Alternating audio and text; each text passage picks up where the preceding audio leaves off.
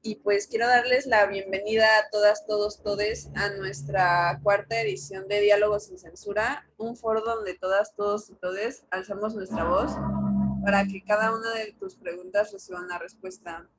Y en esta ocasión hablaremos desde una perspectiva científica, genética y biológica del sexo y el género como constructos binarios, y nos va a explicar aquí nuestro ponente Emilio un poco de cómo podemos ver el sexo y el género como algo no binario, porque pues realmente no son conceptos que deberían tratarse de forma binaria. Y tenemos a Emilio Calderón Garza, que es estudiante de medicina de la Facultad de Medicina de la UNAM y anteriormente ha colaborado en líneas de investigación en el Laboratorio Internacional de Investigación sobre el Genoma Humano de la UNAM en Juriquilla, y está muy interesado en los procesos de sexuación en el ser humano. Muchas gracias por estar aquí y por compartirnos de tu tiempo y de tu conocimiento. Bueno, habiendo dicho esto, te cedo la palabra, Emilio. Pues muchas gracias. Y bueno, primero que nada, muchas gracias por estar aquí, todos ustedes. La verdad es que ya había tenido la oportunidad de participar en otro de los diálogos sin censura y la verdad es que pues considero que son espacios pues muy enriquecedores donde se toman pues muchos puntos de vista muy diversos en cuanto a temas muy interesantes, ¿no? Y pues la verdad es que siempre es un gusto estar con ustedes. Ya saben, pues yo soy una persona muy platicona, la verdad.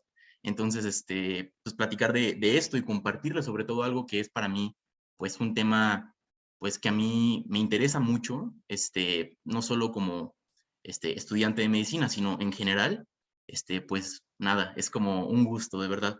Entonces, pues bueno, vamos a empezar como ya les han mencionado. Mi nombre es Emilio Calderón Garza, de cariño me dicen Chinos. Y pues bueno, obviamente estuve involucrado en algunos protocolos de investigación que se llevaron a cabo en el Laboratorio Internacional de Investigación sobre el Genoma Humano, que fue como, ahora sí que mi primer acercamiento a la ciencia. Específicamente trabajábamos con cáncer de hígado y cáncer de piel.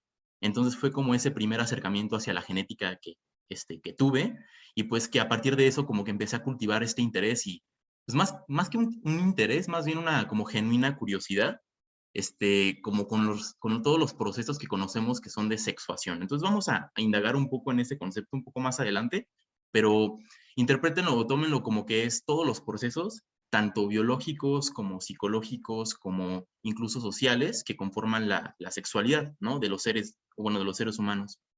Entonces, bueno, ya después de haber estado en este laboratorio unos 7, 8 meses más o menos, ya fue cuando inicié en la licenciatura, médico cirujano en la UNAM, allá en Ciudad Universitaria, y pues bueno, he tenido la gran oportunidad de poder como ahondar un poco más en todos estos temas, ¿no? Desde varios, digamos, varios ángulos, ¿no? Tanto de la perspectiva embriológica como de biología molecular. Entonces, pues, básicamente es por esto que el día de hoy estoy aquí. Entonces, el día de hoy vamos a hablar de binarismo y de los procesos de sexuación humana, ¿no? Es como la idea, ¿no?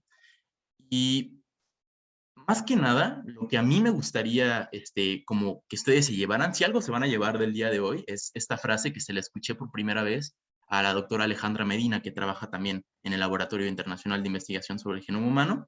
Da unas clases ahí de introducción a la bioinformática y nos dejaba colarnos y nos dijo que esta frase de la biología es la ciencia de las excepciones, ¿no? Y bueno, pues yo creo que, pues sí, le dio justo en el clavo, ¿no? Porque muchas veces hemos escuchado ese argumento, ¿no? De que los cromosomas, ¿no? Que las personas XX son mujeres y XY son hombres, ¿no? Pero eso es verdad, ¿no? Es como no tan cierto, ¿no? O bueno, conforme más te vas profundizando en ese tipo de temas, te vas dando cuenta que en realidad no se trata tanto como de esos blancos y negros, ¿no? En la biología casi siempre cuando se hace como una aseveración, es muy difícil decir, siempre va a suceder así, ¿no? Es mejor como imaginarnos como un pequeño asterisco al final de cada una de estas aseveraciones, y tomar en cuenta que casi siempre van a haber excepciones, ¿no? Entonces, en relación a esto de los cromosomas y de la información genética, en realidad, eh, nos damos cuenta que la diversidad es pues un punto medular para la supervivencia de las especies, ¿no? Y si analizamos especies a lo largo de la historia, nos damos cuenta que aquellas que son digamos que genéticamente menos diversa o menos diversas tampoco en cuanto a comportamiento, van a tender a la extinción, ¿no? Estas especies que no logran adaptarse, pues son erradicadas de la faz de la Tierra, ¿no? Entonces, el ser humano es en realidad, pues el ejemplo contrario de esto, ¿no? El ser humano en realidad es o ha sido una especie que ha podido adaptarse y eso es en parte gracias a la gran diversidad dentro de la misma especie, ¿no?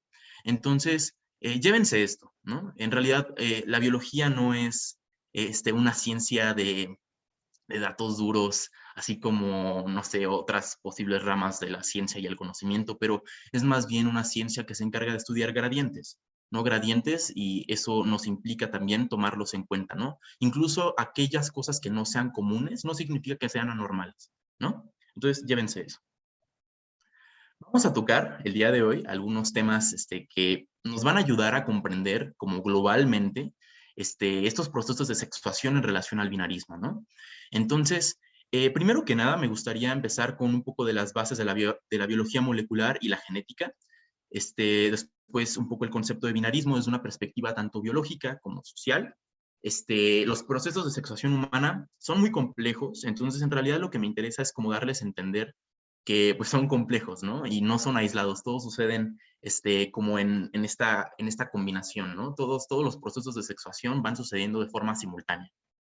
Y casi para terminar, me gustaría también ahondar un poco en de la discordancia de género, ¿no?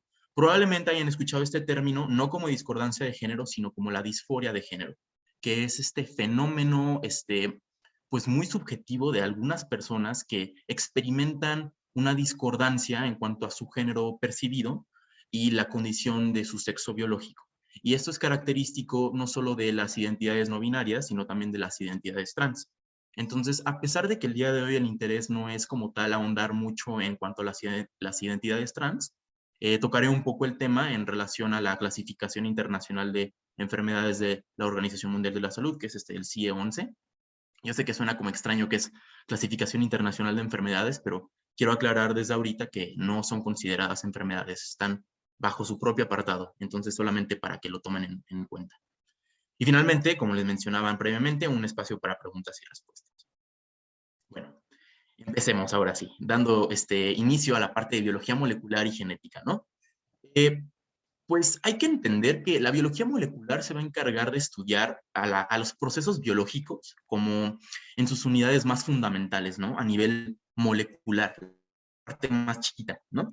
Entonces, en esencia, lo que nos dice la biología molecular es que estos procesos están regidos por información, ¿no? Entonces, de cierta forma, lo que interesa a la biología molecular es estudiar a los seres vivos como eso, como información, ¿no? Entonces, todos los seres vivos, sin importar cuáles sean, podemos aquí tener, por ejemplo, bacterias, plantas, hongos, animales incluso. Todos estos seres vivos van a tener información. Y lo importante de esta información es que está muy ordenada, muy organizada. Y de hecho, eso es lo que caracteriza a una cosa como un ser vivo, ¿no? Es este sistema que va a mantener una configuración muy específica, muy ordenada, y que va a estar luchando constantemente, es decir, va a estar invirtiendo energía en contra del desorden, ¿no? De la entropía del universo, ¿no? Cuando un ser vivo pierde orden, se muere, ¿no? Entonces, es por eso que es importante que tomen en cuenta que los seres vivos somos en realidad información. Y estoy muy seguro que ya han escuchado acerca de cómo guardamos esta información. ADN. El ADN es como la molécula de moléculas, la más casi mítica molécula que es pues muy famosa, muy conocida, y básicamente el ADN es la información. Tenemos este concepto que es el concepto de genotipo. Genotipo hace referencia a todo el material genético que se presenta en un ser vivo, todo el material genético. Entonces, esta molécula, el ácido desoxirribonucleico, ADN o DNA, como ustedes prefieran nombrarlo, pues va a ser de especial importancia, ¿no? Porque pues dentro de esta molécula va a estar codificada toda la información de ese organismo en específico. Entonces, pues aquí nos lo representan, ya saben, como con esta apariencia de doble hélice, que es pues un modelo muy interesante, y pues por sobre todo nos habla de esas cositas, estos como que parecen como escalinatas de una escalera, o no sé cómo quieran verlo, pero pues vamos a ver que en realidad el DNA parece, pues se parece más a algo como esto, ¿no?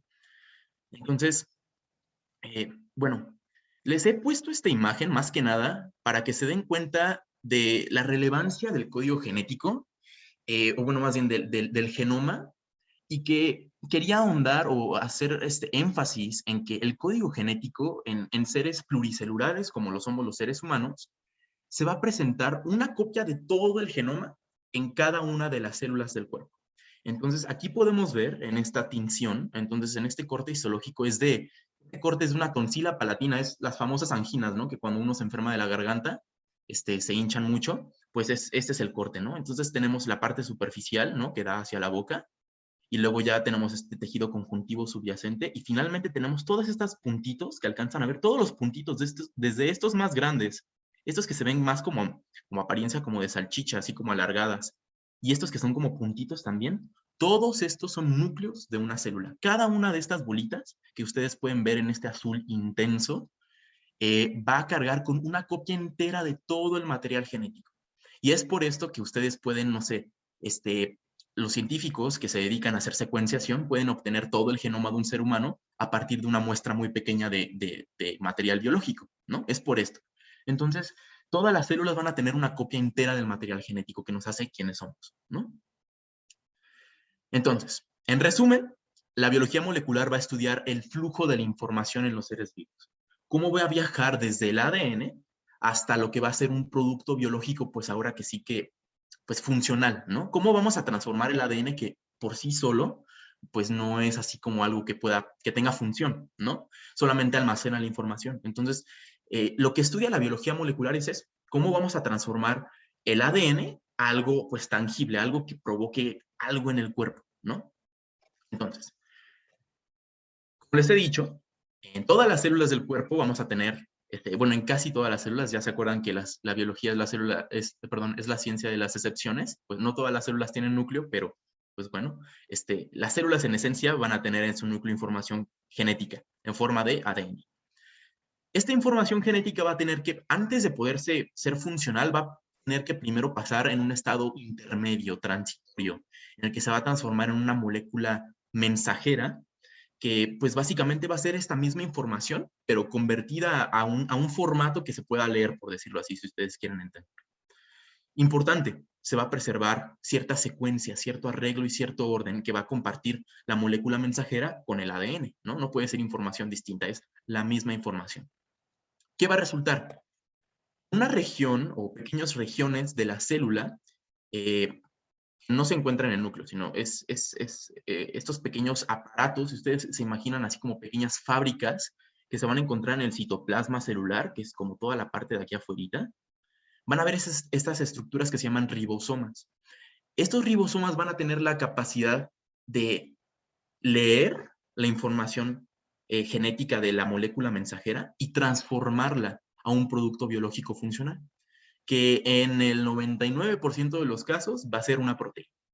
En este caso les he puesto aquí la hemoglobina, que es, pues si les soy franco, mi proteína favorita, y es la encargada de transportar oxígeno. Se encuentra en los glóbulos rojos y va a cachar el oxígeno que está entrando por los pulmones y lo va a distribuir por todo el cuerpo.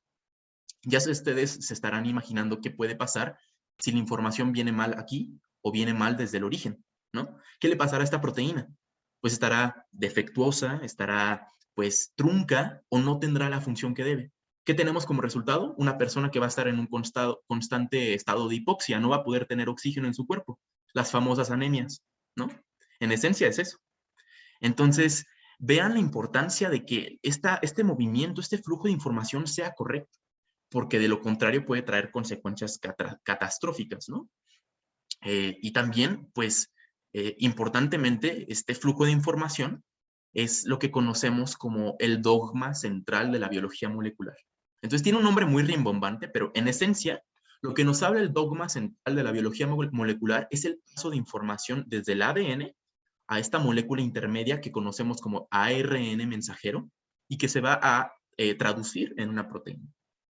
Entonces, me gustaría ver cada uno de estos componentes por separado. Lo voy a hacer de forma muy rápida porque el interés de la plática no es como detenernos mucho en esto. Entonces, aquí lo tienen, el dogma central de la biología molecular. Todos los seres vivos estamos hechos por células Dentro de las células tenemos un núcleo. En el núcleo está la información genética que va a salir, va a hacer un transcrito, va a dar origen a una tercera hebra de RNA, que es en este caso este intermediario mensajero, que nos va a dar como resultado una proteína, que es el producto biológico funcional. Y así funciona. En esencia, el cuerpo humano es de 60 a 70% agua, y el resto, el 20%, es en esencia puras proteínas. Y lo demás ya son algunas otras sustancias, ¿no? Pero las proteínas tienen gran importancia porque tienen diversas funciones dentro del cuerpo que son muy diversas. Entonces, en esencia, que el DNA rija la síntesis de proteínas tiene perfecto sentido, porque el DNA conforma o codifica quiénes somos. Bien.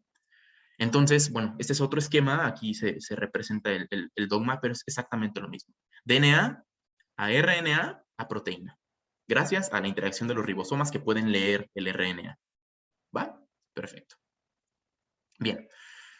Esta es diapositiva para explicarles un poco acerca del DNA, el ácido desoxirribonucleico, que es una molécula relativamente compleja.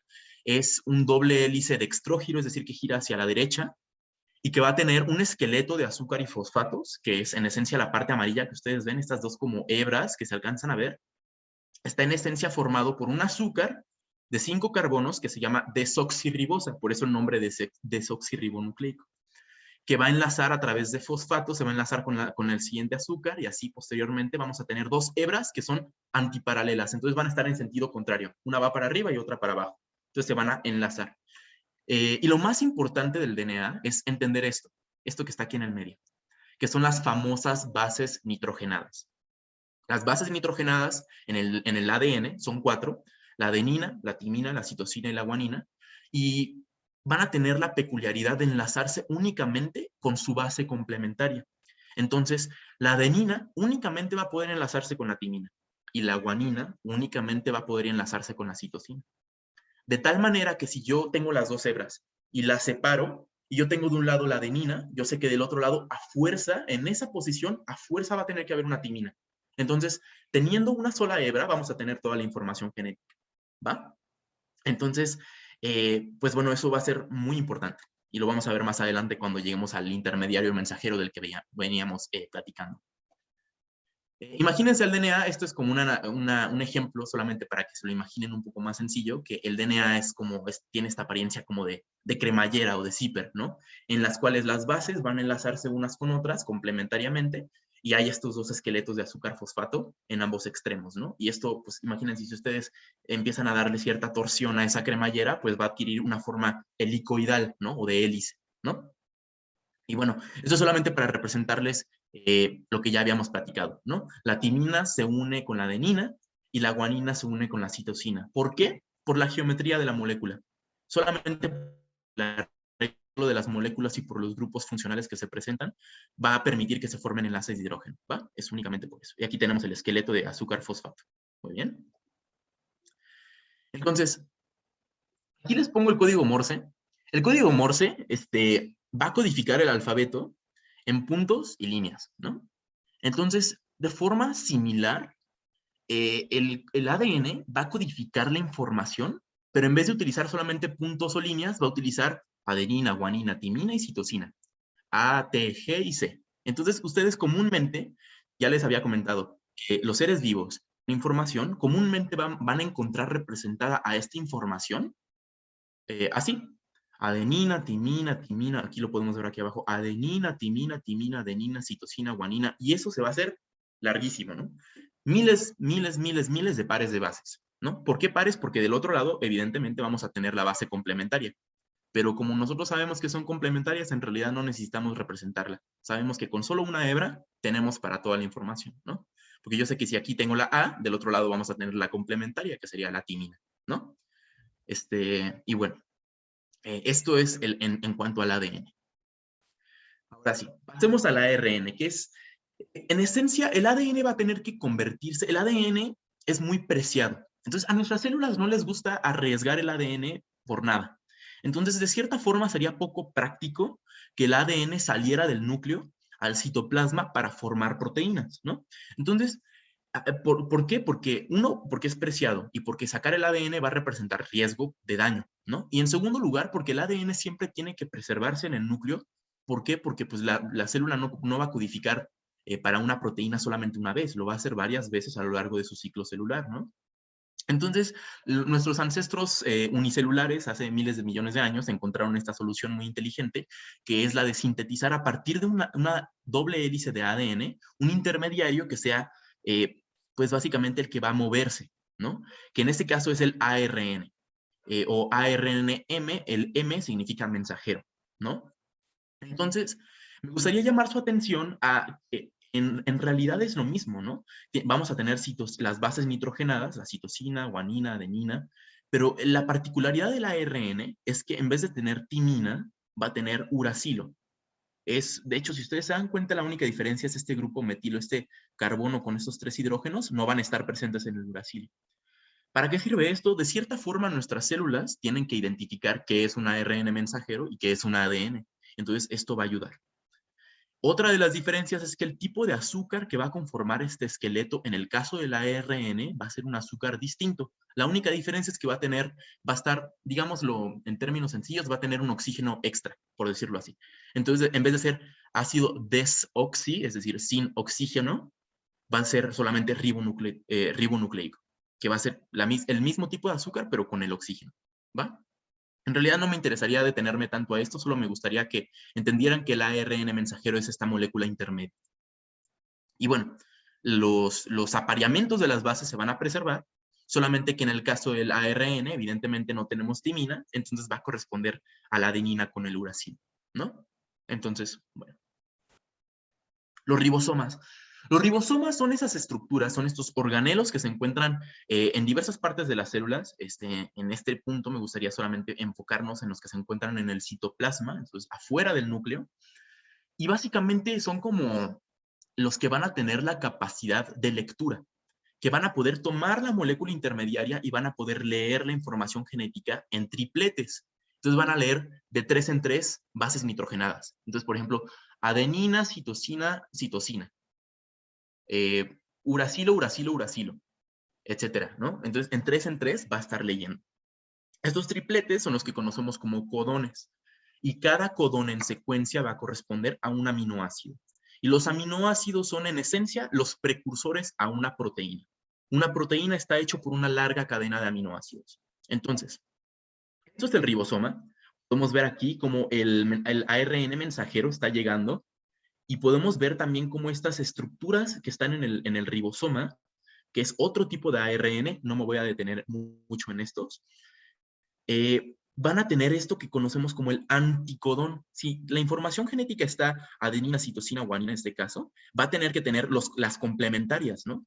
Y esta complementariedad va a ser específica para un aminoácido en específico. Entonces, por eso es que la secuencia tiene que ser muy preservada y muy específica. ¿Por qué? Aquí tenemos, en este esquema, y vamos a relacionarlo a esta ilustración, vamos a ver qué es este aminoácido azul, por ejemplo, vamos a ver.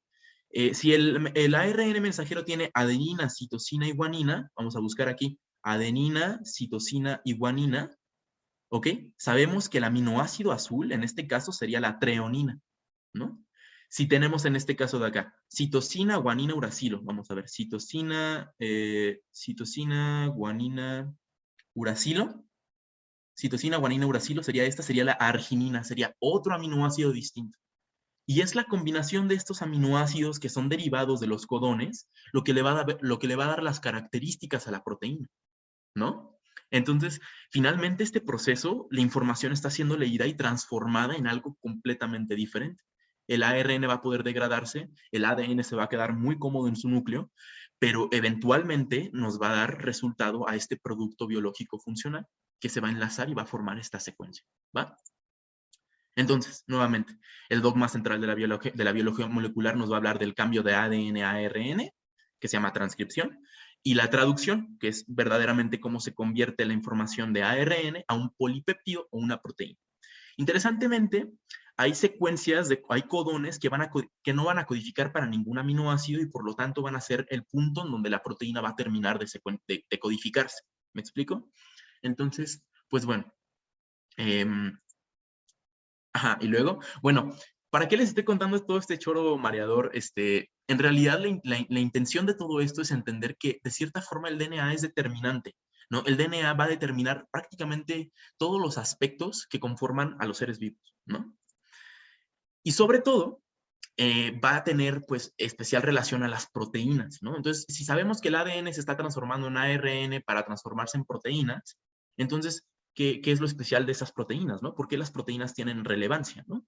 Pues bueno, las proteínas son este grupo muy diverso de moléculas que tienen funciones súper distintas. Tenemos enzimas, que básicamente todo lo que está en el cuerpo que no proviene del DNA, es decir, que no es una proteína o que no es agua o que no es algo inorgánico como por ejemplo el potasio o el calcio, todo aquello que es, por ejemplo, las grasas que se almacenan en el cuerpo o el glucógeno, que es el azúcar que se almacena en el cuerpo. En realidad el cuerpo tiene que manipularlo a través de enzimas. Entonces, las enzimas son estas sustancias, bueno, estas proteínas que van a poder transformar las sustancias que entren a nuestro cuerpo, ¿no?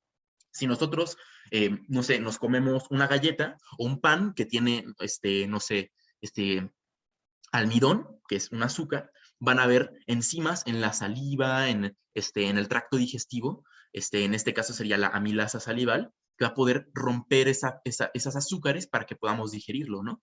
Entonces, en este caso, les quiero mencionar también la tirosinasa. La tirosinasa es una enzima que está relacionada con el metabolismo de algunos aminoácidos, en especial la tirosina. ¿Qué pasa cuando la tirosinasa no está presente o está con algún defecto? Curiosamente, la tirosina está involucrada en la síntesis de melanina, que es este pigmento que tenemos en el cabello, en la piel.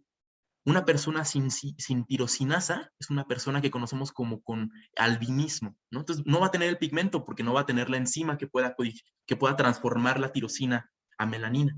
¿Me explico? Entonces, esa es la relevancia de las enzimas, ¿no? Pueden transformar cosas. Proteínas estructurales como la famosa colágena o colágeno, como quieran verlo, es un elemento fundamental de las membranas a las cuales nuestras células adhieren, ¿no? Por eso es que luego lo venden así como producto para la piel, pero si les soy sincero, en realidad no tiene gran función si se lo aplican tópicamente, tendría que ser inyectado.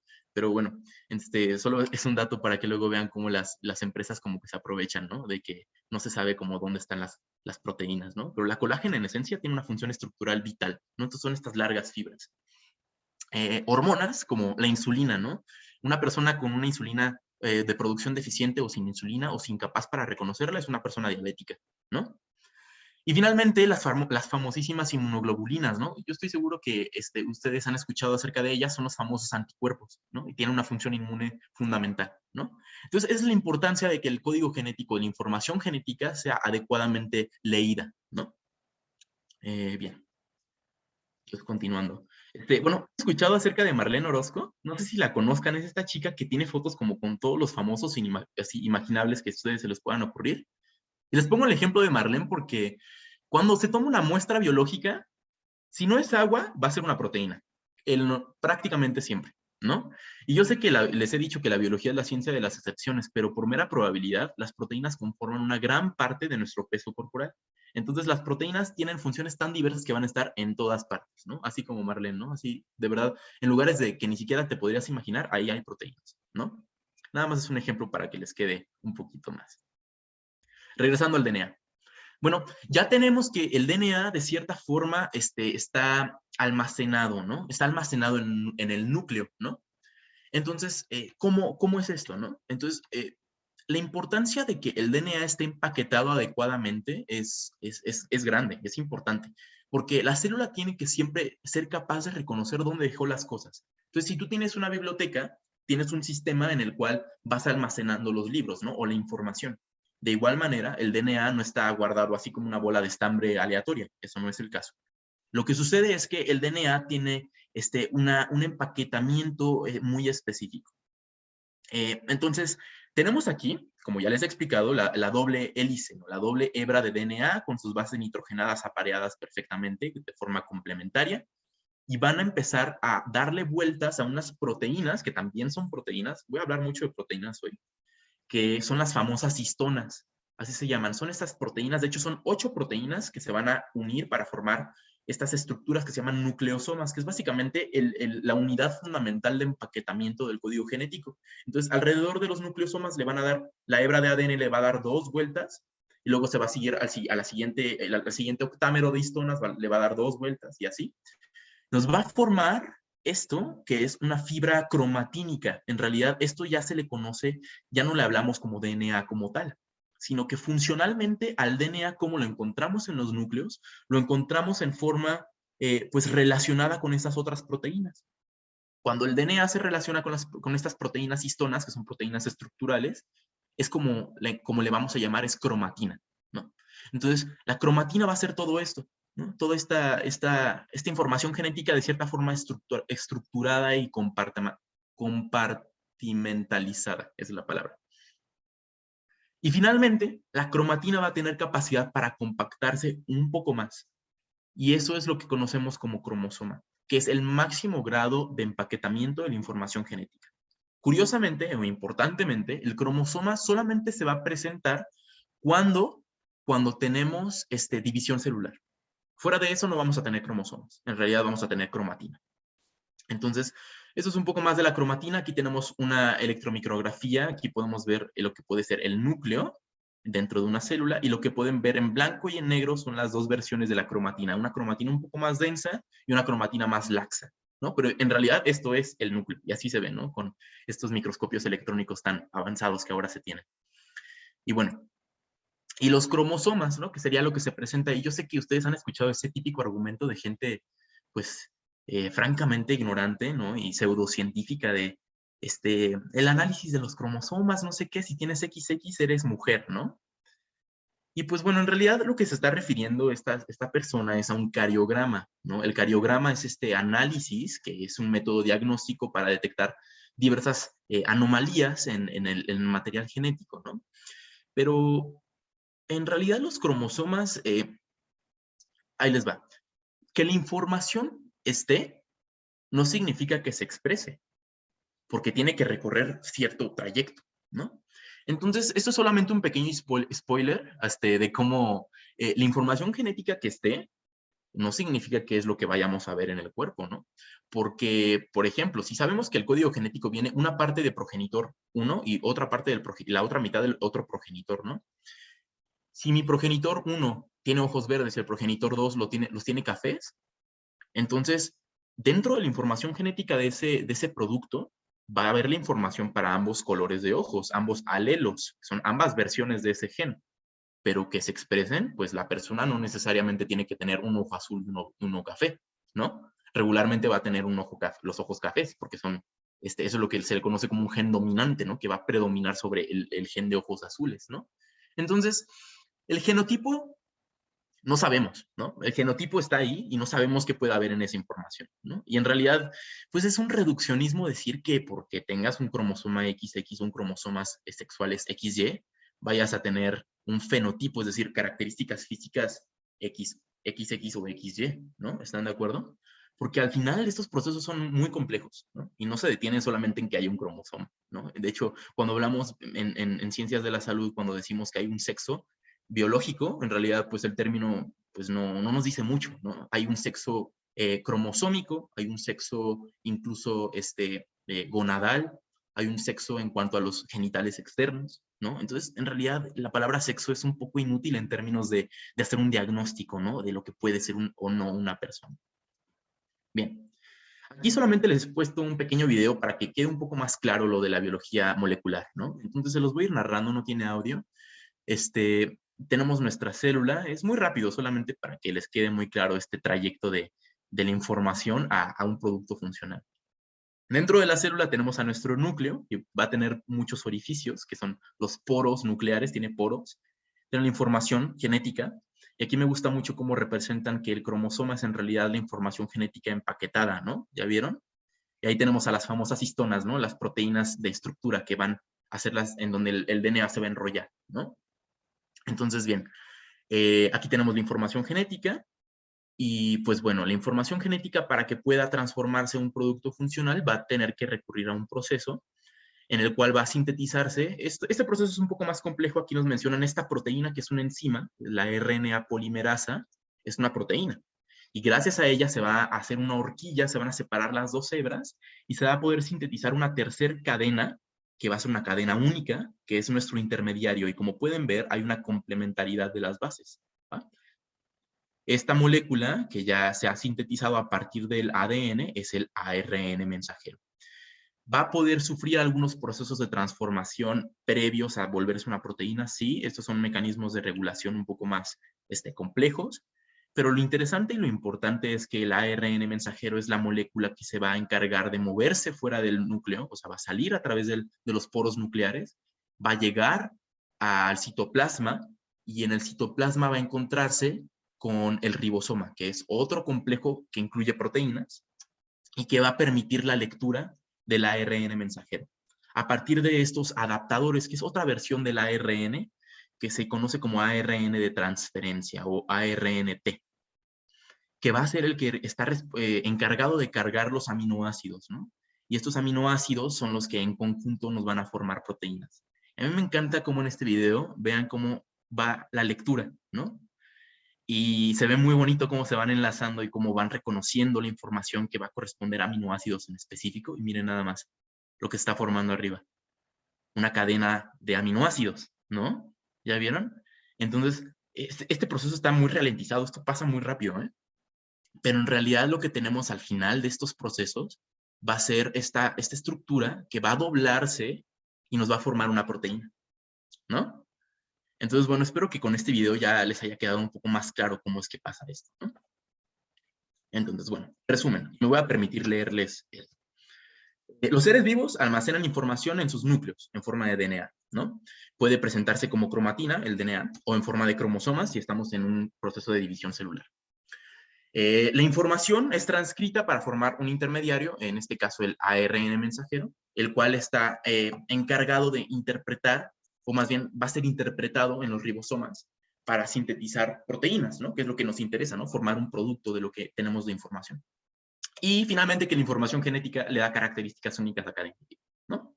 Entonces, bueno, prometo que ya esto es como la parte como pesada científica, pero entendiendo esto estoy seguro que ustedes ya saben más que el promedio de estudiantes en general en el mundo de biología, se los garantizo. Entonces, bueno, ahora sí, a lo que venimos es al tema de binarismo, ¿no? Entonces, cuando pensamos en binarismo, pues es complicado, ¿no? Casi siempre nos imaginamos algo como esto, ¿no? Y como que las niñas van de rosa y los niños de azul, ¿no? Que es más que nada, y más que ser algo con bases, pues, científicas, es algo, pues, un fenómeno social, ¿no?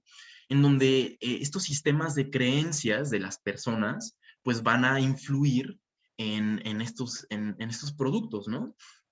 Entonces, en realidad, y de forma muy extraña, nosotros le vamos a dar o bueno, la sociedad le va a dar una etiqueta de hombre o mujer a estos productos, a los neonatos, únicamente por los genitales externos observables, ¿no? Entonces pueden darse cuenta o pueden empezar a hacer hipótesis en su cabeza de cómo esto puede ser problemático, ¿no? Porque que tenga genitales externos es una cosa, ¿no? Y que tenga, o sea, en realidad, el sexo está conformado por muchos otros factores de los que ya hemos empezado a hablar, ¿no? Entonces, y luego, ¿no? Entonces, ¿cuál es el fundamento biológico del binarismo de género? Pues ninguno, en realidad. Es más bien algo social, ¿no?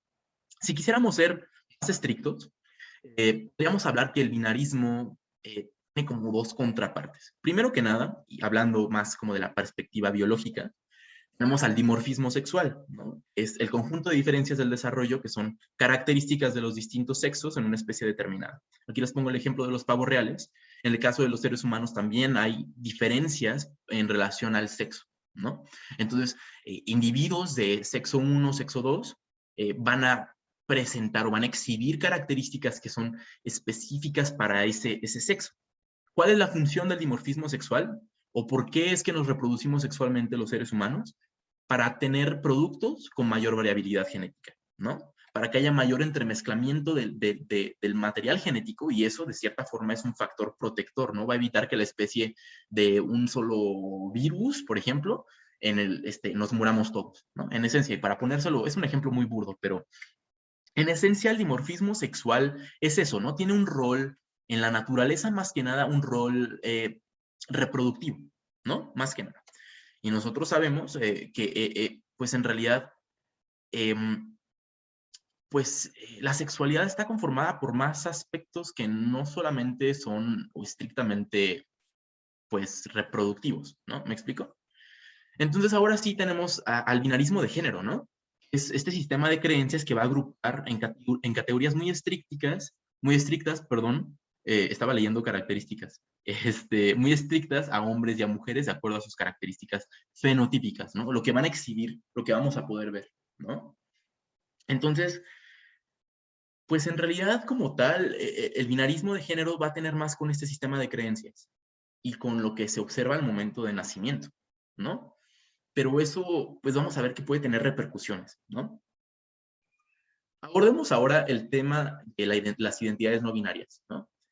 Entonces, aquí ya nos encontramos con que dentro de esta asignación que socialmente se da a las personas de acuerdo a las características biológicas que se encuentran y que además son determinadas por un integrante del personal sanitario, va a ver y va a decir, yo veo testículos y pene, va a ser un hombre, veo vulva, va a ser una mujer, ¿no? Entonces es una determinación pues muy, pues no sé, que carece como tal de un fundamento biológico por el hecho de que el sexo está conformado de más cosas, ¿no? Entonces está reduciendo el sexo a solamente una característica de un genital externo, ¿no? Entonces, las personas con identidades no binarias, pues de cierta manera van a experimentar una percepción subjetiva de género que no va a estar, pues en relación a este espectro, o bueno, a este binarismo más bien, ¿no? Sino que más bien van a encontrarse o dentro de un espectro o fuera de él completamente, fuera del binarismo por completo, ¿no? Entonces, esto no va a tener nada que ver con las características de la apariencia física, ¿no? Esto va a ser una percepción subjetiva, ¿no? Es algo que, pues, el individuo, ese individuo va a experimentar, ¿no? Y pues no tiene que ver tanto con algo físico, ¿no? Y por lo tanto, no sé, pues no es que una persona no binaria, perdón, tenga que ser específicamente una persona que luzca como una persona como de apariencia andrógina, ¿no? Eso no es tanto eso. Entonces, aquí también tenemos nuevamente el término de la discordancia de género, ¿no? Que es cuando esta percepción subjetiva de género no va a alinearse con las características del sexo biológico o las características físicas, y sobre todo que no se va a alinear con esa etiqueta que se le asignó al producto al nacer, ¿no? Entonces, en esencia, podríamos hablar muchísimo acerca de las identidades no binarias, ¿no? Desde una perspectiva social. Y si les soy completamente sincero, no me considero la persona adecuada para hablarles desde la perspectiva social, ¿no? Me parece, pero bueno, quería mencionarlo porque no podía pasarlo por alto, ¿no? Entonces, tengo algunas preguntas que me gustaría que ustedes se hicieran en su mente. Estas son preguntas más bien que inciten a su reflexión y las vamos a retomar más adelante. Entonces, la pregunta 1 es, ¿tener vulva o pene te vuelve mujer u hombre? ¿No? Esa es la primera pregunta. Sobre todo considerando que la palabra mujer y hombre es diferente, como que tiene una carga social, ¿no? Y sobre todo en biología o en ciencias de la vida, en realidad decimos machos y hembras biológicas, ¿no? Eh, no mujer y hombre, ¿no? Mujer y hombre es algo más, ¿no? Tiene una implicación más compleja, ¿no? ¿Qué pasa si un bebé nace con genitales ambiguos? ¿Ustedes me creerían si es posible que una persona, sus gónadas, es decir, o sus ovarios o testículos, puedan ser pues la misma estructura al mismo tiempo? Es decir, que esa persona pueda tener un ovario y un testículo, o que esa gónada sea ovario y testículo al mismo tiempo, ¿sería posible? Entonces, ¿esa persona qué es? ¿No? Entonces, ese es el problema, ¿no? De cómo hemos como puesto a las personas en cajas tan estrechas o tan rígidas, ¿no?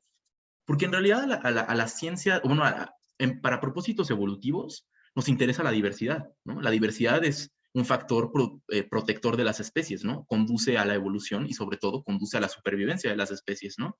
Entonces hay un porcentaje de la población, nada despreciable, por cierto, que va a presentar esas características genitales ambiguas, ¿no?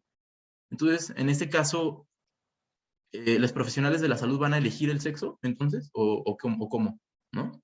¿Y qué pasa si en un futuro la persona y su percepción subjetiva de género, pues de cierta forma, no va a terminar alineándose con el sexo que ese profesional de la salud decidió o eligió por algunos criterios que observó? ¿Qué pasa en ese caso? ¿No? Hay una implicación muy fuerte, pues tanto, pues incluso moral, ¿no? De los profesionales de la salud para determinar esto, ¿no? Entonces, afortunadamente ya hay posibilidades para representar que hay personas que se encuentran en este espectro, ¿no? En el cual sus características físicas no van a corresponder ni a algo estrictamente femenino o estrictamente masculino, ¿no? Que incluso masculino y femenino ya es hablar de género, ¿no? Entonces, pues bueno, es complejo. ¿Sé las respuestas a estas preguntas? No. Bueno, de la anterior tal vez sí, pero de esta es complicado. Entonces, para entender un poco más la implicación que podría tener que como profesionales o que el personal sanitario decida o ponga en etiquetas a las personas al momento de su nacimiento, tendríamos que entender entonces un poco de la sexuación humana, ¿no? Por sexuación me refiero al conjunto de fases biológicas, psicológicas y sociales que van a contribuir a la caracterización de la sexualidad en los individuos de una especie. Entonces, cuando decimos determinación sexual, estamos refiriéndonos más a las fases biológicas, un poco a las psicológicas también, ¿no? Porque sí hay elementos de la personalidad que pueden ser determinados biológicamente por el ADN, ¿no? Por la información, que es el temperamento, ¿no? Los elementos temperamentales de la personalidad. Pero hay todos estos otros elementos, que es los elementos caracterológicos de la personalidad, que son más de cómo nos socializamos como individuos, no solo en la sociedad, con otros seres humanos, sino cómo el ambiente influye, ¿no? En nuestra personalidad, en nuestra percepción subjetiva de género, etcétera, ¿no? Es una combinación de ambos. No podemos decir que la identidad de género está exclusivamente determinada por factores biológicos, ni sociales, ni de la crianza. Es una combinación de ambos, de muchos factores que honestamente no se comprenden del todo, ¿no? Cuando hablamos de sexuación nos interesa hablar del genotipo, que son los cromosomas, en esencia, o el material genético, el fenotipo, que es las características físicas que se van a expresar, ¿no? La morfogénesis. La morfogénesis, que es importante porque cuando nosotros somos un producto, un embrioncito de, no sé, de 2 semanas de gestación, incluso en el momento de la fecundación, ahí ya se ha determinado el sexo cromosómico, ¿no? Pero de ese sexo cromosómico al producto que nace es un viaje complejo que involucra un mar, y eso sí es un mar, porque estudiar embriología, y se los digo como estudiante, es un dolor de cabeza, porque es memorizarte una cantidad obscena de factores que son en esencia proteínas que van a decirle a otras células en qué se tienen que convertir. Ok, tú célula que estás aquí tienes que ser una célula de hueso, ¿no? Ok, célula tú que estás acá vas a tener que ser una célula de piel, ¿no? Y todos esos procesos caben dentro de la morfogénesis, ¿no? La expresión hormonal. La expresión hormonal es importante porque parte de la sexualidad involucra también los aspectos, pues ya postnatales, ¿no? Después de que nacemos, hay una determinación importante de la sexualidad, no solo en términos de identidad, sino también en términos de orientación sexual. Y sobre todo, pues en relación a la libido, etcétera, pues la expresión hormonal es fundamental, ¿no? Entonces vamos a ver que hay, por ejemplo, hormonas que son específicas para personas o hembras biológicas y para machos biológicos. Entonces, ¿qué va a pasar si la hormona se expresa? Una hormona que es característica de una persona XX se expresa en una persona XY. ¿Qué va a pasar? ¿No? Eso es interesante. El desarrollo biopsicosexual, que es, pues como les comentaba, la parte más como que tiene que ver con los elementos caracterológicos de la crianza, de la socialización y de cómo vamos creciendo en nuestro ambiente. Y pues obviamente el ambiente. Y muchos, muchos más. Estos solamente son algunos ejemplos. Entonces, entendiendo la morfogénesis como el surgimiento de la forma y que sabemos que comienza a partir de la fecundación, pues en realidad, pues como les he comentado, es todos los procesos que nos van a dar nuestras características físicas a partir de la información genética. El ADN va a codificar proteínas que van a indicarle a las células qué tienen que hacer, que si tienen que expresar diversas otras proteínas para diferenciarse, o que tienen que convertirse en células de tejido epitelial o de tejido de piel. O sea, para que me entiendan, en realidad estas proteínas que provienen del ADN van a determinar toda la diversidad o todos los tipos celulares del cuerpo, ¿no? Entonces, para comprender la señalización celular es un tema bastante sencillo, ¿no? En realidad estamos hablando de que estos ligandos, que es el término que le damos a estas proteínas u otras sustancias que van a salir de una célula emisora, van a llegar a una célula diana, y estos ligandos, al interaccionar con un receptor, es importante, van a darnos una respuesta fisiológica en esta célula. Puede ser en metabolismo, en morfología de la célula, es decir, va a cambiar. Pero ¿qué pasa si el ligando no se expresa nunca? Pues no va a haber respuesta, ¿no? ¿Qué pasa si la célula diana o la célula objetivo no tiene receptor? Pues aunque haya ligando, no va a haber respuesta, ¿no? Entonces ya creo que aquí ya podríamos imaginarnos qué va a pasar, ¿no? Por ejemplo, esto que les decía de las hormonas, ¿no? La testosterona, por ejemplo, es importante para el desarrollo de los genitales externos. ¿Qué pasa si la testosterona y otros de sus metabolitos no se presentan?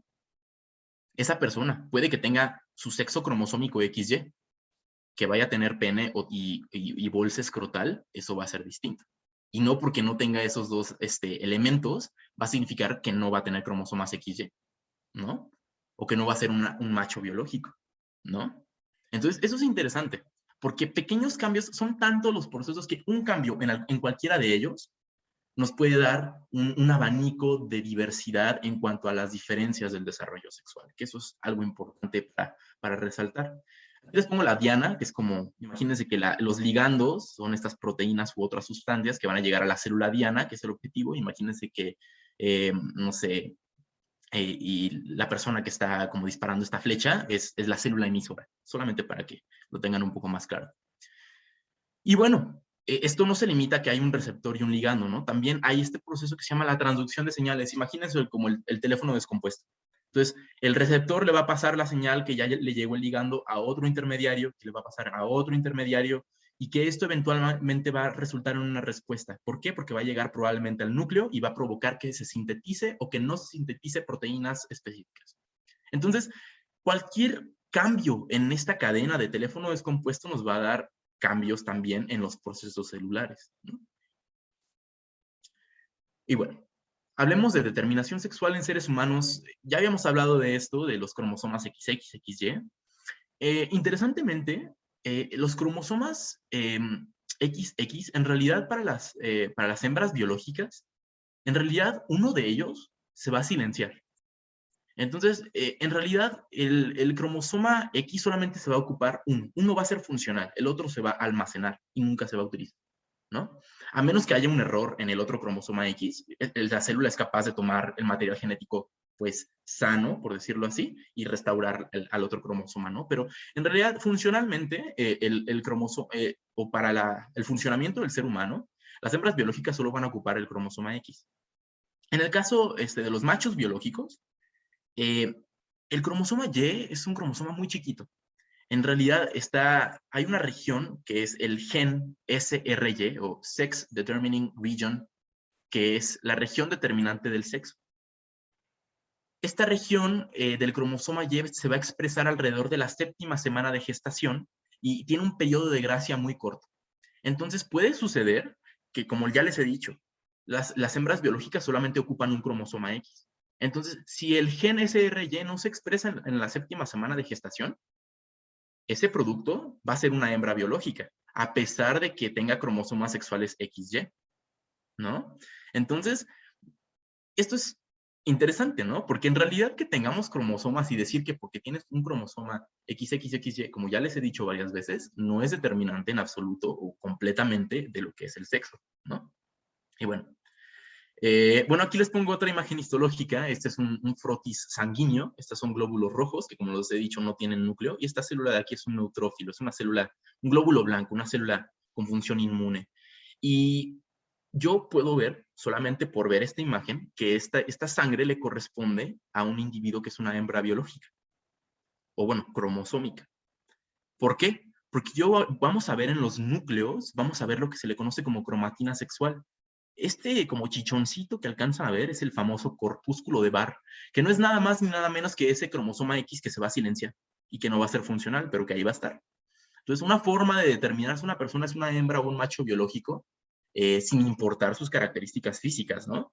Es haciendo una citología exfoliativa, es decir, tomando un hisopo, pasando por la boca y examinando si hay cromatina sexual en ese individuo, ¿no?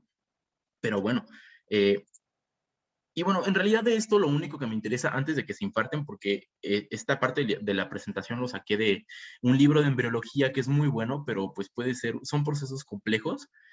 Aquí podemos ver que del cromosoma X proviene el gen SRY y está involucrado con el factor de crecimiento fibroblástico 9, el gen SOX9, va a haber una inhibición de WNT4. Lo que quiero representarles con esto es que los procesos están muy lejos de ser determinados únicamente por un factor. Y el desarrollo de las cualidades o de las características biológicas jamás van a estar atadas a un factor, son siempre multifactoriales. ¿Va? Y bueno, aquí lo que les comentaba de la testosterona. La testosterona es importante, aquí pueden ver que van a haber regiones del aparato reproductor masculino, de los machos biológicos más bien, que va a ser sensible a la testosterona y a través de esta enzima, que es una proteína, la dihidrotestosterona, que es un intermediario metabólico pues, más activo, por decirlo así. Entonces, ¿qué pasa? Esa es una pregunta. ¿Qué pasa si este individuo tiene un sexo cromosómico XY? ¿Todo bien? Todo procede, pero a la 7ª, 8ª semana de la gestación, su material genético no codifica para la 5-alfa reductasa, esta enzima que es una proteína. ¿Podrá la testosterona convertirse a dihidrotestosterona? Pues no. ¿Qué va a pasar? La persona va a nacer probablemente sin pene, sin saco escrotal y con menor desarrollo del vello púbico ya cuando llegue a su pubertad y de la próstata también. ¿Significa que eso que deja de ser un macho biológico XY determinado? Pues no. Pero podemos darnos cuenta que un pequeño cambio puede alterar considerablemente la morfología de este individuo. Entonces, ¿qué va a pasar? Que tal vez un profesional de la salud no tan preparado que llegue y que observe que por el simple hecho de que no tenga pene y escroto, va a decir, ah, no, es niña. ¿Es su realidad? No. ¿No? Entonces, quédense con eso, ¿no? En la morfogénesis, nada va a ser por un solo factor. Todo es multifactorial. Y las interacciones son complejas. ¿Se entienden todas? Por supuesto que no. Pero lo que sí entendemos es que, pues sí, las interacciones son pues interrelacionadas y suceden pues al mismo tiempo, ¿no? Son simultáneas.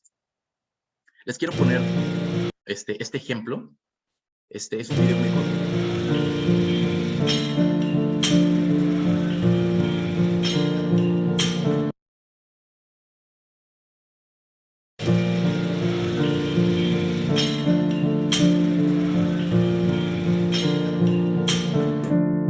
Eigentlich gibt es uns gar nicht für die Gesellschaft. Wir sind eigentlich so gesehen hier unsichtbar. Viele wissen noch gar nicht, was das ist.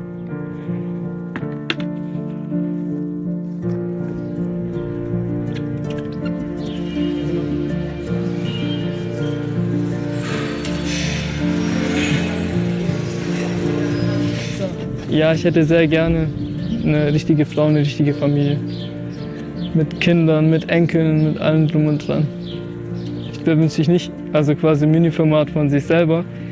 Und das geht aber alles leider nicht, wegen der OP damals. Und das macht mich eigentlich schon sauer, dass man mir halt so mein Leben zerstört hat.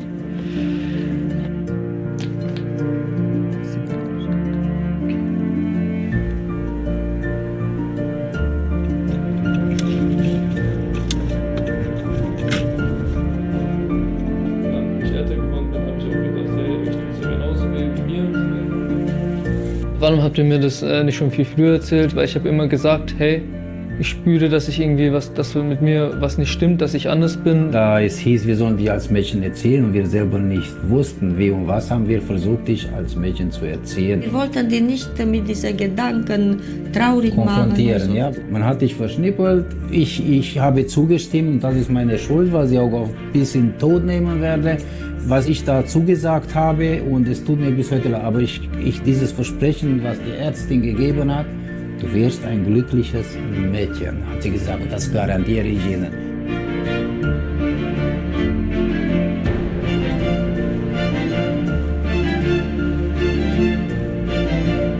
Fitness bedeutet mir deshalb sehr viel, weil ich habe mich früher eine Zeit lang, so bis zur Pubertät, eigentlich eher gehasst, aber ich habe mich selber nicht akzeptiert. Und ich habe mich eigentlich erst durch Kraftsport bzw. Fitness lieben lernen. Ich finde, man sollte einfach lockerer, offener damit umgehen. Also es gibt nicht nur männlich, nicht nur weiblich, es gibt verschiedene Zwischenstufen. Und das soll halt die Gesellschaft einfach mal wissen, dass halt die Natur nicht nur das vorgesehen hat.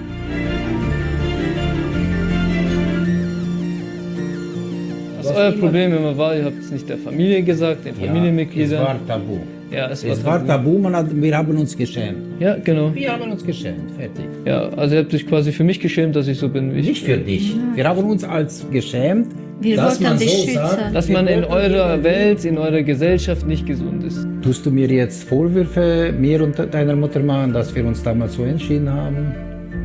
Früher, wo ich noch jünger war, auf jeden Fall, da habe ich immer gesagt, warum habt ihr so entschieden? Und dann, wo ich älter geworden bin, habe ich auch gedacht, hey, euch tut's ja genauso weh wie mir. Und Vorwürfe bringen einen gar nichts und machen eigentlich nur negatives Blut und deshalb habe ich es auch sein lassen. Wenn jemand was dafür kann, dann sind es die Ärzte und nicht ihr. Und nee, ich mache euch eigentlich keine Vorwürfe.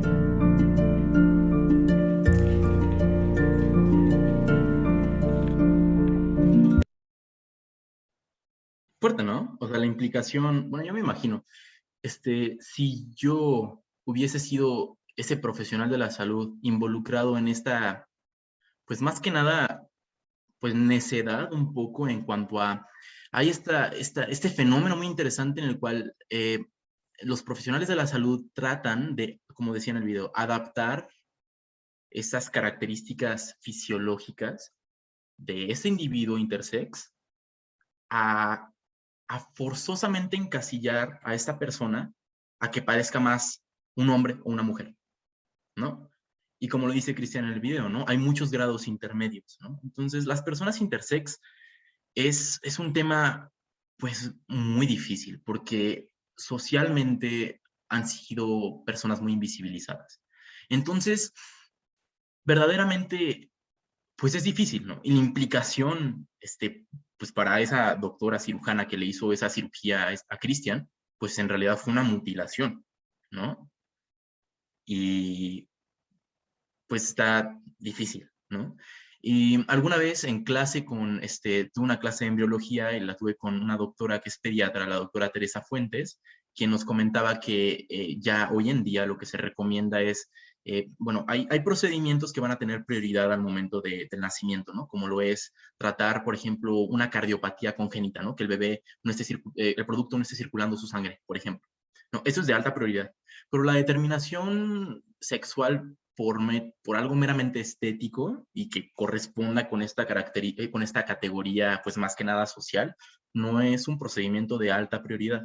Entonces, lo que se debería o que se recomienda que se haga es que se haga un manejo multidisciplinario con esa familia a lo largo del crecimiento del producto de esa persona intersex, para que que pueda encontrarse el hecho de que se identifique o que tenga una identidad de género preestablecida y que a partir de eso se pueda realizar, si es que así lo desea esa persona, un procedimiento que pueda de cierta forma otorgarle más comodidad, ¿no?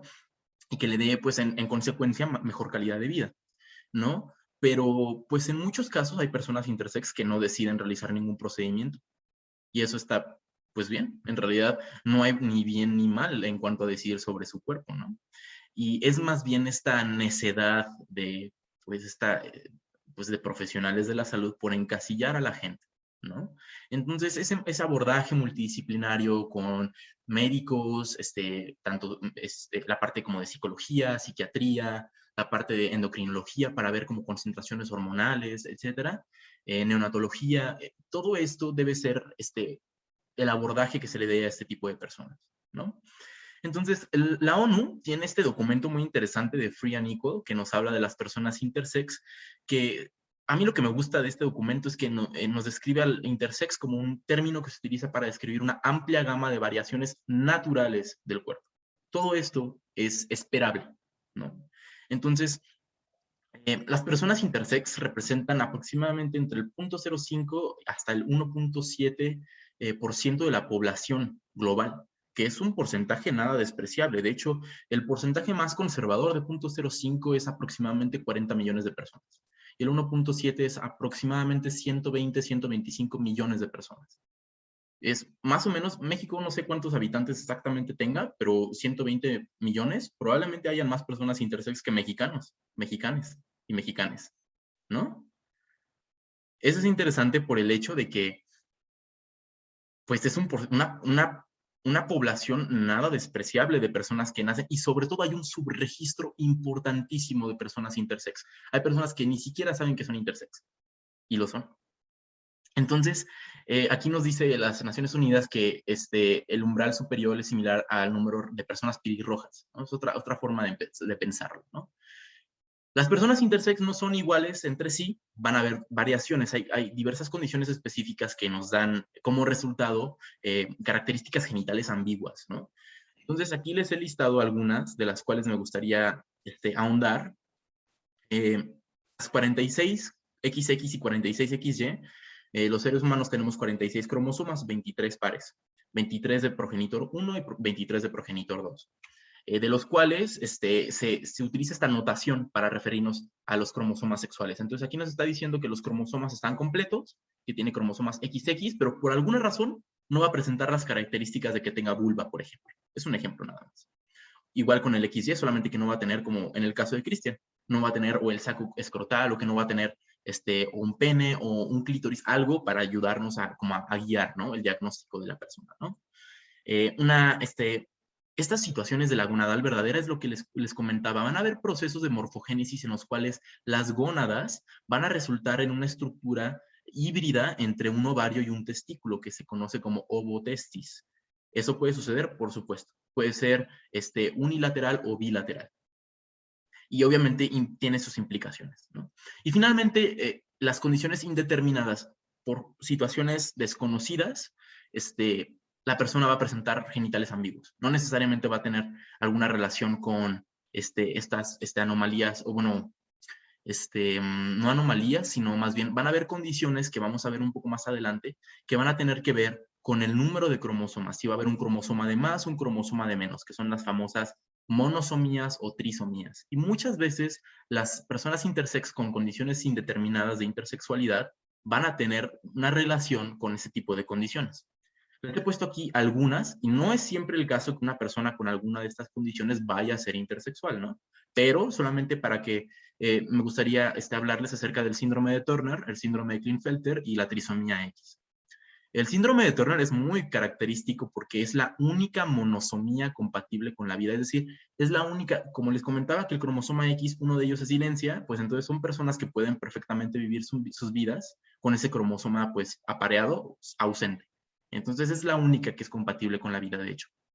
El síndrome de Klinefelter, donde tenemos ese cromosoma X adicional, y las trisomías X con un triple cromosoma X, ¿no? Entonces, pueden o no estar relacionados con pues estos procesos de intersexualidad. Entonces, solamente es como para ponerles este ejemplo. Lo más importante es que las diferencias del desarrollo sexual son esperables. No podemos hablar de que son anormales, porque que no sean comunes, que sean un porcentaje pequeño de la población, no significa que sean anormales o que sean incluso patológicas, para nada.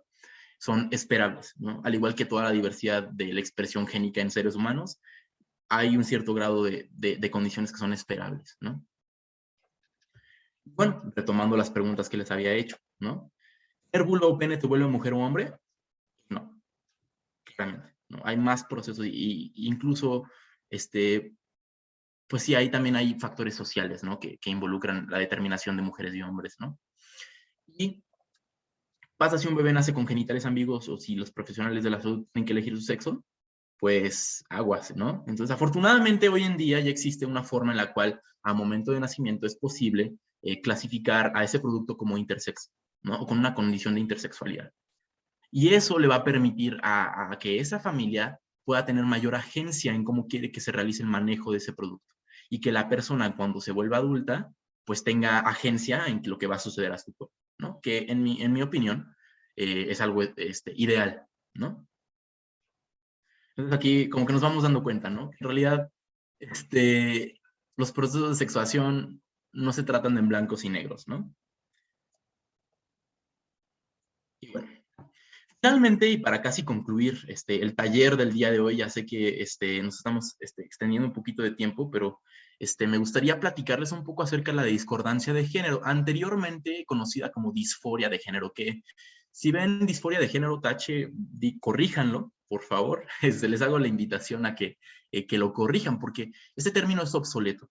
El problema es que el cambio no ha sido, o bueno, el cambio fue relativamente reciente, y el problema es otro documento, además del CIE. El CIE es la Clasificación Internacional de Enfermedades, en su 11ª iteración, es de la OMS, y está este otro documento que le dicen como la Biblia de los psiquiatras, que es el DSM, el Manual Diagnóstico y Estadístico de la Asociación Americana de Psiquiatría, que todavía maneja en esta 5ª iteración, que es la más reciente de ese manual, manejan el término de disforia de género todavía. Entonces aquí tenemos una coexistencia de términos, pero personalmente, y al menos en México, la forma en la que se tienen que realizar los expedientes electrónicos tienen que ser de acuerdo a los códigos de esta clasificación. Entonces, para fines prácticos, discordancia de género es el término adecuado. Entonces, aquí, importancia de despatologizar. Entonces, cuando hablamos de que una condición está patologizada, es que es vista como enfermedad. Entonces, aquí les puse el ejemplo de la histeria, que es esta enfermedad sin fundamento científico alguno y con la descripción más vaga posible. Si ustedes buscan en internet definición de histeria, van a encontrar 1000 definiciones distintas y que todas dicen como nada, o sea, no es una definición útil para hacer un diagnóstico diferencial desde la perspectiva médica. Y era una enfermedad relacionada principalmente, el principal factor de riesgo que se daba era que fuera mujer. De hecho, histeria viene de la raíz griega que significa útero, ¿no? Entonces, a partir de que se empezó a considerar que los hombres también podían ser susceptibles a padecimientos de salud mental, pues este término empezó a caer en desuso, ¿no? Entonces es importante cómo utilizamos los términos, ¿no? Entonces, el quitarle la etiqueta de enfermedad a las identidades no binarias, al espectro trans, a las condiciones intersex, todo esto contribuye a cómo la sociedad percibe a estas personas, ¿no? Entonces, hay un problema muy grande en cuanto a la falta de representación de este tipo de poblaciones en ciencia e investigación. De hecho, aquí les puse muy rapidito, hice una búsqueda en PubMed, que es como un buen referente de información, y si se dan cuenta la cantidad de resultados, pues no es nada que, o sea, si ustedes buscan heterosexual, salen como 20,000 resultados, ¿no? Entonces el problema es eso, ¿no? Que la academia al final, pues es una institución de privilegios, es una institución de hombres blancos europeos o americanos, ¿no? Entonces, de cierta forma, eso ha sesgado que se hayan llegado a, o que no tengamos tanta información al respecto de estas identidades y estas condiciones intersex, ¿no? O de las identidades no binarias o las personas trans. Afortunadamente, eso ha estado cambiando. Entonces, me gustaría darles buenas noticias. Esta clasificación internacional de enfermedades es un paso gigante en cuanto a la clasificación de este fenómeno de la discordancia de género, esta percepción subjetiva de género caracterizada por una marcada y persistente discordancia entre el género experimentado de la persona y el sexo asignado. Ha sido un paso enorme en cuanto al ámbito de salud a cómo podemos respetar la dignidad y no solamente la identidad de estas personas y visibilizar también, ¿no? Entonces, les comento esto de la despatologización y de este término que aquí en este paper, de hecho, la doctora Ingrid Vargas Huicochea fue, pues, maestra en semestres previos de semestre previo de Introducción a la Salud Mental, una médico psiquiatra extraordinaria, y sobre todo muy involucrada en investigación en cuanto a juventudes e infancias transgénero. Entonces, yo sé que esto no es de identidades no binarias, pero el fenómeno de la discordancia de género es un fenómeno que se comparte entre estos grupos de personas. Y es por esto que consideré, no podía pasarle la oportunidad, porque en cuanto nos compartió este artículo en clase, dije, o sea, de verdad, que algún día he de tener la oportunidad de compartirlo, y pues aquí estamos. Entonces, este proyecto fue en colaboración de la Facultad de Medicina de la UNAM y el Instituto Nacional de Psiquiatría Ramón de la Fuente. Entonces, hicieron algunas preguntas de investigación, y lo que me interesa es esta tablita con algunos testimonios, ¿no? De cómo vamos a clasificar a esta discordancia de género en la infancia, que fue lo que se hizo, en cuanto a sus categorías, ¿no? Entonces, la clasificación tiene estas categorías como enfermedad médica, trastorno psiquiátrico. Entonces, en general, lo más aceptado fue esta categoría de aspectos de la salud sexual, no como enfermedad ni como trastorno. ¿Por qué? Porque si vemos aquí estos testimonios, pues evidentemente los trastornos psiquiátricos así inmediatamente provocan estas respuestas, ¿no? De no estoy loca, o... y bueno, podríamos hablar mucho más de esto, pero bueno, a modo de conclusión, pues me quería tomar el tiempo para recapitular esto de que la biología es la ciencia de las excepciones, porque en realidad lo es. Y espero que el día de hoy se lleven esto y que hay tantas cosas que desconocemos de los mecanismos que determinan el sexo, la sexualidad, las identidades de género, y son procesos multifactoriales, complejos, ¿no? Entonces, sí me gustaría que se llevaran esto, ¿no? Que en realidad no hay nada que actúe por sí solo. Estudiar sistemas biológicos como pequeños fragmentos de un rompecabezas, pues puede ser útil, pero nos hace perder de vista como la imagen, ¿no? Como la big picture de todo lo que estamos observando. Entonces, pues, eso sería todo de mi parte. Les agradezco mucho su tiempo, su No, escucha. hombre, gracias a ti. La verdad, se necesita grandes conocimientos para entender toda esta información y poderla digerir tanto como nos lo digeriste tú y explicarnos a nosotros mortales que no estudiamos medicina estas cosas, porque yo luego sí me hago bolas, pero no, lo explicaste súper bien. Pues